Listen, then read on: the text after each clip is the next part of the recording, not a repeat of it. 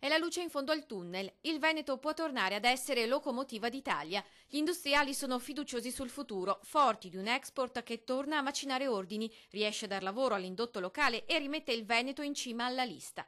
E con questo scenario a fargli da quinta il presidente del Consiglio Renzi torna sul territorio veneto, torna a Treviso in occasione dell'Assemblea degli Industriali il prossimo 10 ottobre. E qui l'impresa trevigiana proverà a stipulare un nuovo patto. Il Presidente Renzi ha messo in campo una rinnovata voglia di riforme, niente liste da spesa, andiamo avanti però con quelle che sono riforme, compresa anche quella della pubblica amministrazione. Un'industria a Treviso, dopo il discusso ma fruttifero patto del 2011 con il sindacato, torna ad essere antesignana e cerca il dialogo stavolta con la pubblica amministrazione. Abbiamo bisogno di uno Stato forte, noi abbiamo bisogno di lavorare insieme con la pubblica amministrazione, abbiamo bisogno che ci sia attenzione da parte nostra verso di loro e da parte loro verso di noi. Perché l'impresa veneta è premiata, all'estero in particolare, ma serve un cambio di rotta all'apparato statale.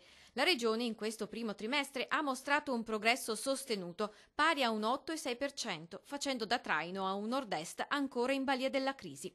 Tra i primi 10 distretti italiani per crescita dell'export, 5 sono veneti. Spiccano in particolare l'occhialeria di Belluno, il tessile e abbigliamento di Treviso dopo anni di forte crisi, la concia di Arzignano, la calzatura sportiva di Montebelluna, il prosecco, i dolci veronesi, l'oreficeria di Vicenza. Da sempre gli ingranaggi principali della locomotiva veneta.